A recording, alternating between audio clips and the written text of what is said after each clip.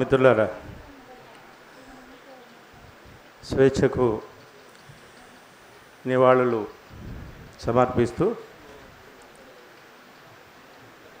ఇప్పుడు ఈ సందర్భంగా ఎక్కువ చర్చలు, ప్రశ్నలు ఇక్కడ మీ ముందు ఉంచడానికి అంత సమయం లేదు.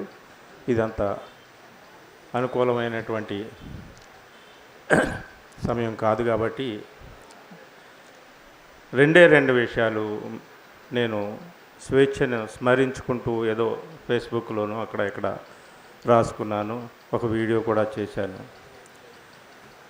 ఈరోజు కూడా ఒక మెరుపు ఆన్లైన్ పత్రికలో ఒక వ్యాసం కూడా రాశాను. అంటే నేను మళ్ళీ గుర్తు చేసుకుంటూ 2018లో ఇదే మట్టిపూల గాలి పుస్తకావిష్కరణ సభకు రవీంద్ర భారతిలో ఆ సభకు అధ్యక్షత వహించాను నేను.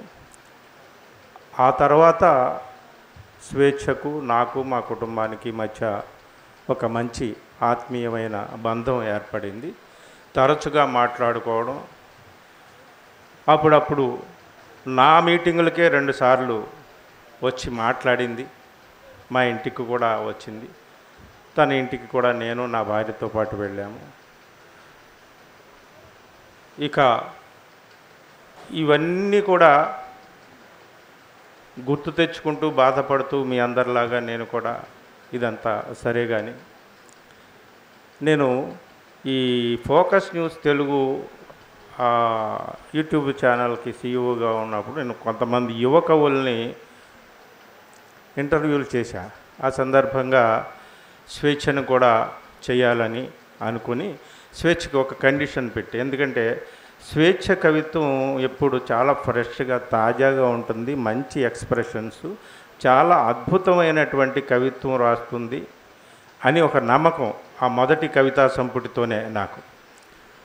అందుకని నువ్వు కొంచెం ప్రెజర్ పెడితే, ఏదో కండిషన్ పెడితే తను మాట వింటుంది, మాట వినే రకం కాదు కదా, మాట వింటుందేమో అని చెప్పేసి చనువుగా ఒక తండ్రిగానో ఒక మిత్రుడిగానో ఒక అన్నగానో చెప్పాను, నువ్వు 2వ పుస్తకం వేయి, నీకు ఇంటర్వ్యూ చేస్తాను నేను మంచిగా అని. కానీ ఆ 2వ పుస్తకం వేయడానికి తను లేదు. కానీ ఆ మొదటి పుస్తకమే 2వ ముద్రణ పొంది ఆ పుస్తకాన్ని స్వేచ్ఛ కూతురు నా చేతుల్లో పెట్టింది. ఈ దుఃఖాన్ని ఎలా భరిస్తాం? మిత్రులారా, మనం మాట్లాడుకుంటూనే ఉంటాం.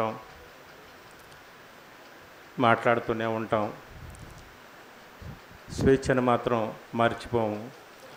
ఒకటే, అప్పుడు చదివిన స్వేచ్ఛ కవిత్వానికి ఇప్పుడు చదివిన స్వేచ్ఛ కవిత్వానికి నాకు చాలా తేడా కనిపించింది.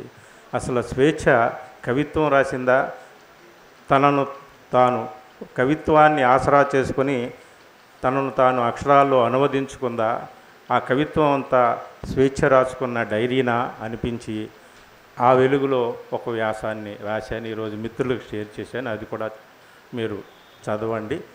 ఏది ఏమైనా ఇలాంటి దుఃఖాలు మళ్ళీ మనకు ఎదురు కాకూడదు.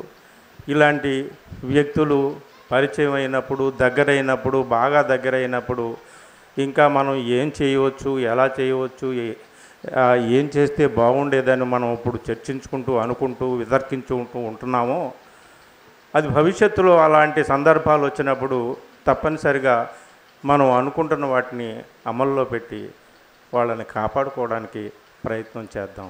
Thank you very much.